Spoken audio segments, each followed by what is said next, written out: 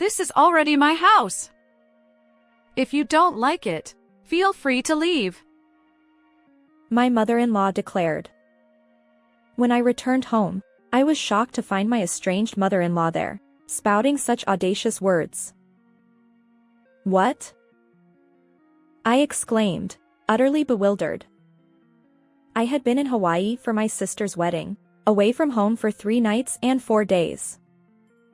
Somehow, during my absence, my mother-in-law had moved in and taken up residence. And the mastermind behind this move? None other than my husband, her son. When I confronted my husband, what he revealed was beyond anything I could have anticipated.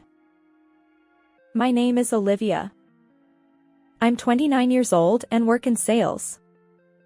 During my student days, I was dedicated to my studies and landed a job at a major insurance company right after graduation. People often refer to me as a career woman, and it's true. I love my work and give it my all every day. However, my romantic life has been a complete failure. I've never had a proper relationship with the opposite sex. But even for someone like me, a turning point arrived.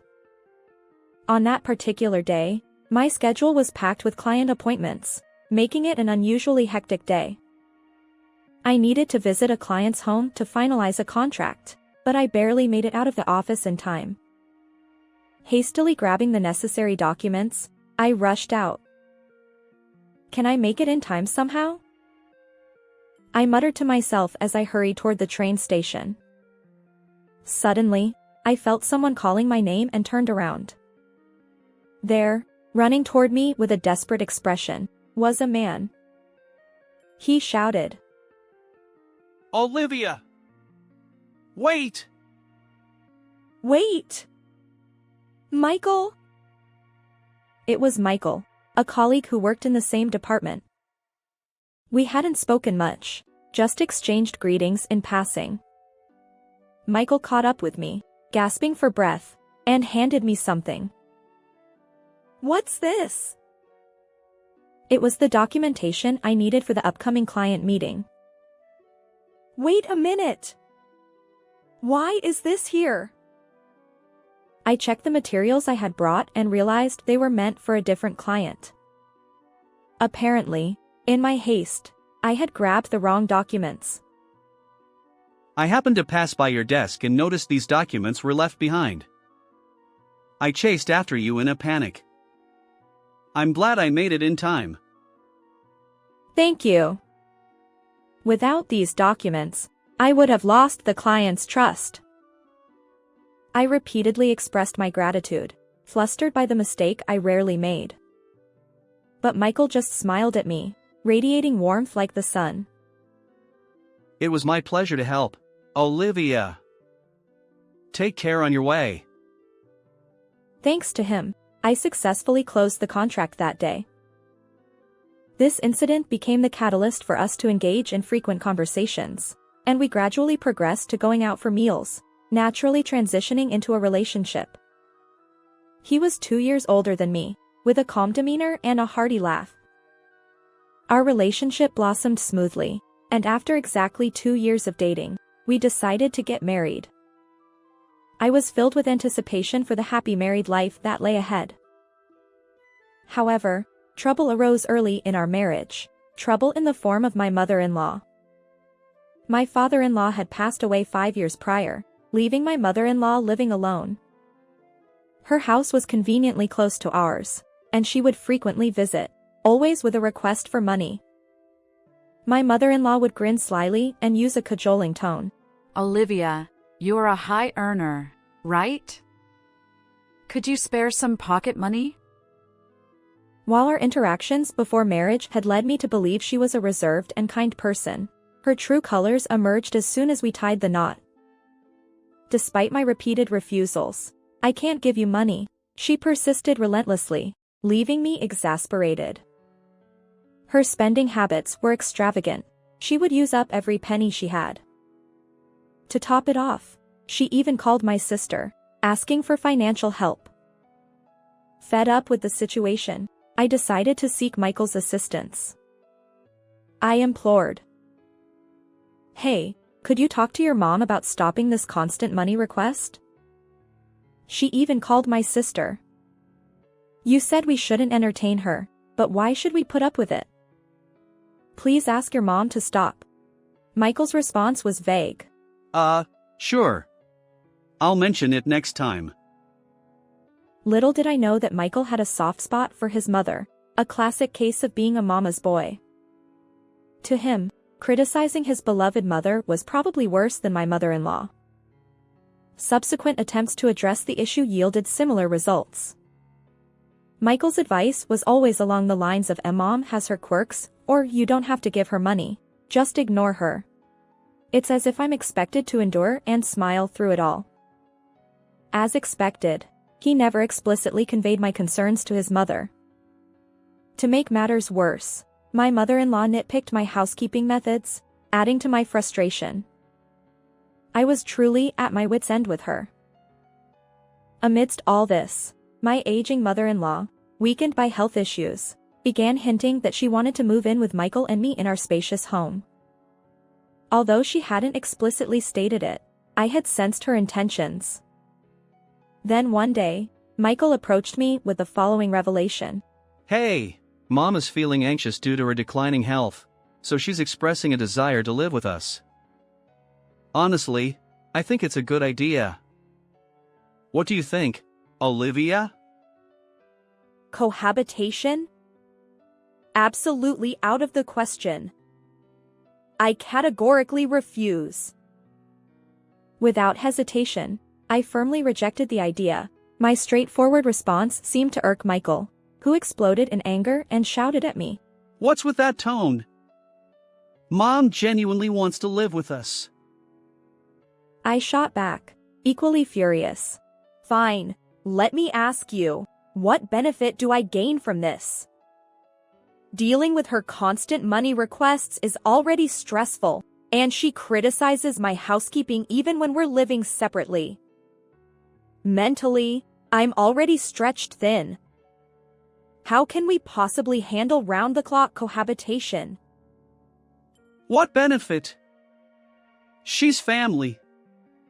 Did you only consider the benefits when you married me? Our heated argument continued, with neither of us willing to budge. The day ended without resolution, and the next day, we were still at odds. Amidst all this, my sister's wedding in Hawaii was fast approaching, and I was busy preparing, choosing dresses and making arrangements. Our parents had tragically passed away in a car accident 3 years ago, and with other relatives distant, my sister remained my only blood-related family. Her name is Sophia, 3 years older than me. We've always been close since childhood, able to share anything even when it was difficult to discuss with our parents. When I heard about my beloved sister's upcoming wedding, I felt joy as if it were my own celebration. I eagerly looked forward to the wedding day.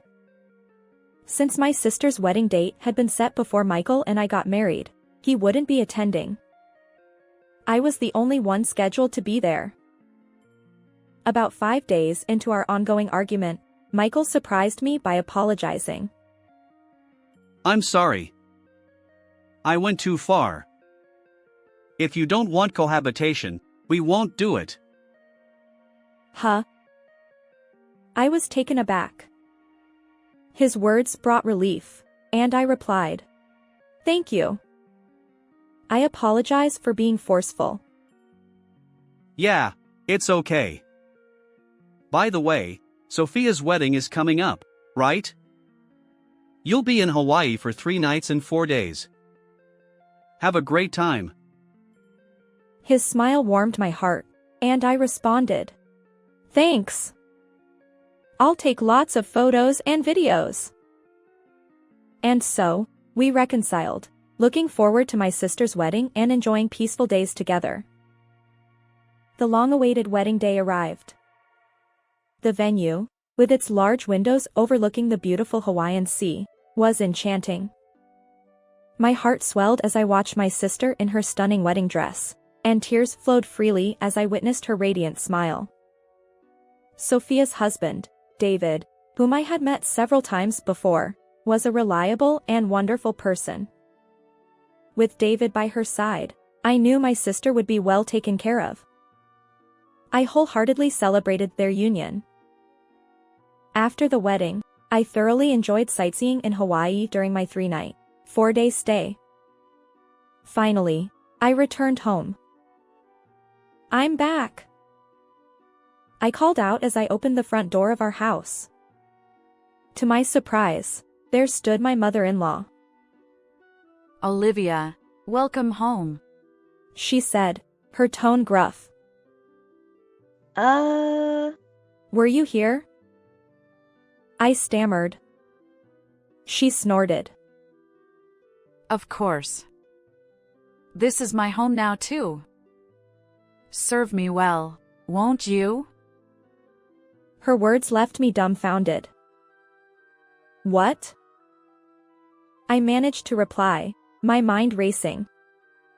I hurried into the living room, where Michael was lounging on the sofa. "What's going on? Why is your mom here?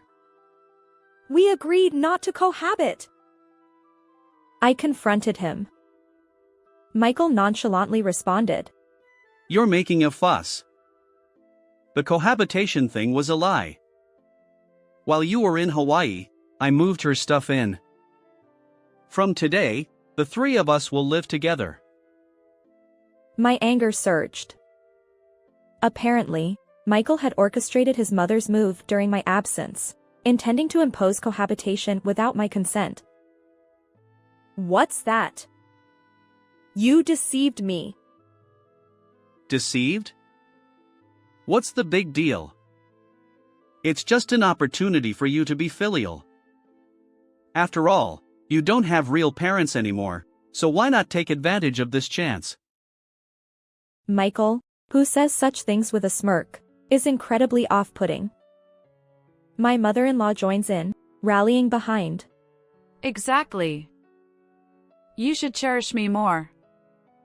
How about starting with a massage from me?" That's right, Olivia. From now on, make sure to give Mom her massage every day. Also, about Mom's room, climbing the stairs to the second floor might be difficult, so I'll arrange for her to have the room on the first floor. Unable to tolerate their presumptuous conversation, I raised my voice. "Enough. Stop this nonsense. You're both despicable for doing this without my consent." I couldn't hold back my anger as I shouted. Michael scowled and yelled at me. What's with that attitude? From today on, we're living together. If you don't like it, get out. As Michael continued his verbal assault, he added insult to injury. Well, your parents are already in the afterlife, and you don't even have a family home to return to, do you? He laughs mockingly. Upon hearing those words, my feelings toward Michael plummeted to freezing temperatures. "Fine. Let's get a divorce and settle everything," I said quietly. Michael and my mother-in-law burst into laughter. Go ahead and try if you can. Do you even have the guts to get a divorce? You've got nowhere to go, after all. Well, I'm all for divorce too. Besides, you're not even cute. Just because you're good at your job doesn't mean you can act all high and mighty. Michael taunted. My mother-in-law chimed in. "Michael's right. You earn money, but you never give me any allowance. You're so rebellious. A wife like you should leave immediately." I had already resolved to cut ties with these people, so I remained silent, ignoring their continued verbal abuse. Taking advantage of my silence, they continued their tirade, but I paid them no mind. Instead, I reached into my bag, pulled out my phone, and made a call to someone. The ringing tone echoed, and I waited patiently for the other end to pick up. Michael, puzzled, asked, Huh? Who are you calling? Just as he spoke, the person on the other side answered, and I began my conversation. Hello, Sophia? Yes, the person I dialed was my sister, Sophia. Thank you so much for coming to my wedding. Have you made it home? Yeah, I'm back. It was truly a beautiful wedding. Congratulations again. But there's something I've decided. I've been worried about you, so I wanted to tell you right away. As I spoke, both Michael and my mother-in-law watched with bated breath. I've decided to get a divorce from Michael. And about the house. It's too big for just me, and there are no plans for reconstruction. So, I'll take care of the whole property. I declared loudly. My announcement left Michael and my mother-in-law in shock. What? They exclaimed.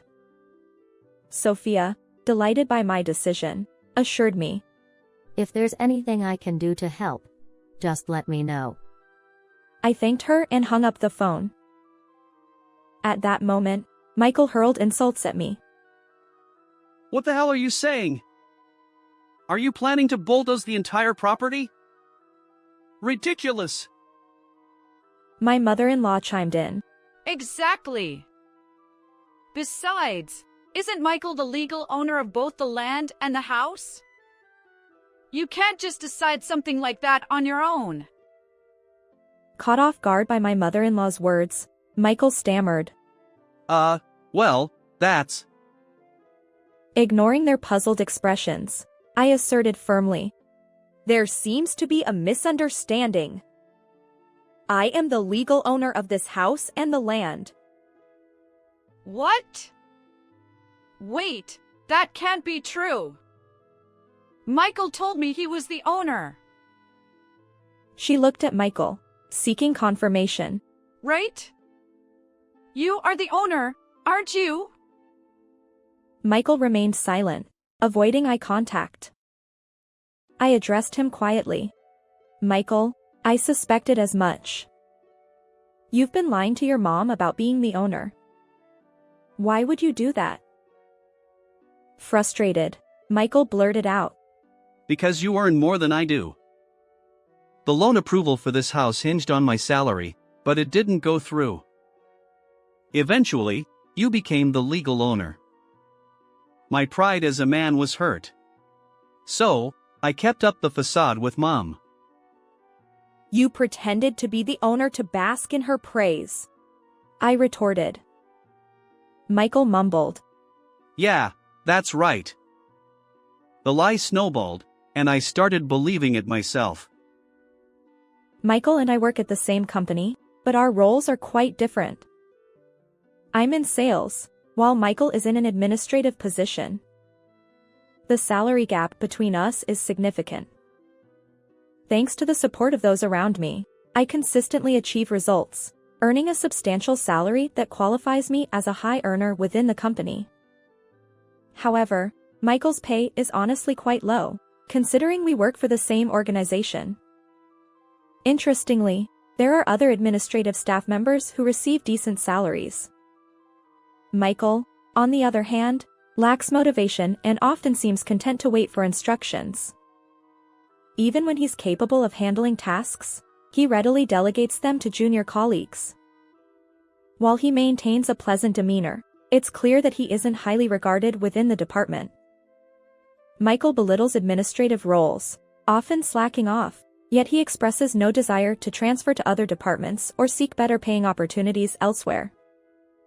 He constantly reminds me that promotions lead to immediate pay increases and that administrative positions offer stability compared to the fluctuating earnings of sales roles.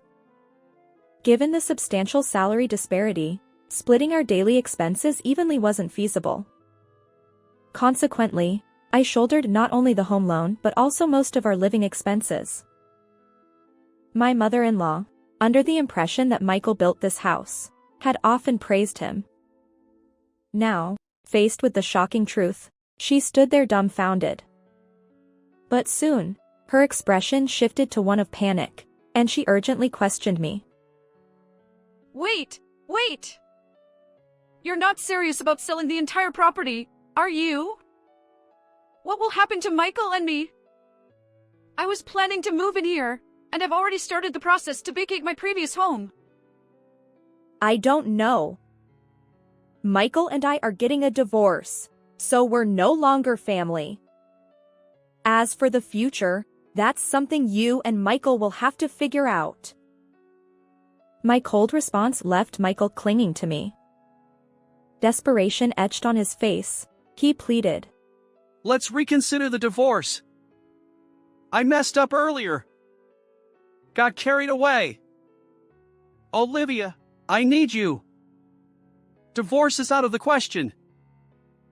Perhaps finally sensing the gravity of his situation, he clung to me. But I sighed heavily. Do you think an apology erases everything? I can't continue as your wife. I don't even want to see your face. For now, I'll stay at a hotel, but rest assured, I'll proceed with selling the house and land. As I spoke, both of them turned pale, trembling. I'll give you some time to move out. You can't do it overnight. But if you continue living here without taking any action, I'll take legal measures to evict you. Find your next place soon. With that, I picked up my essentials and left the house. Michael called out. Wait! But I ignored him and my mother-in-law, walking away. Afterward, Michael continued to resist our divorce, but I had meticulously documented his and my mother-in-law's verbal abuse. As a result, the divorce was swiftly settled through mediation. My biggest concern was that Michael and my mother-in-law wouldn't leave the house voluntarily. However, it turned out to be an unfounded worry. Perhaps hearing my firm declaration that I would take legal action to evict them, they fled as soon as the divorce was finalized. Thanks to this, I was able to demolish the house and clear the land. While selling the entire property was an option, it seems that around here, more people prefer custom-built homes over existing ones. I learned that selling just the land is more appealing to potential buyers, even if it involves covering some construction costs. During the process of clearing the land, Michael and my mother-in-law, left with no place to go, moved to a public housing complex. Meanwhile, I found a new home, completed my move, and simultaneously decided to quit my job. I left my job for 2 reasons. First, I couldn't bear the thought of remaining in the same workplace as Michael, and second, my new residence was quite far from the company. And now, I'm working enthusiastically at my new workplace. Interestingly, this company is owned by none other than my sister's husband, David. You see, I've been confiding in my sister about Michael and my mother-in-law, and she empathized with me, consistently encouraging me to pursue a divorce. David highly values my work performance, and when I decided to divorce and quit my job, he extended an invitation to work at his company. So, I've officially been headhunted by David's company. Like my previous workplace, David's company also deals with insurance. It's what you'd call a competitor in the industry. I've been diligently working there, achieving more and more success. With the weight of divorce lifted, I can wholeheartedly focus on my job, and every day feels incredibly fulfilling. David expressed his gratitude, saying, Having you join our company, Olivia, has been fantastic.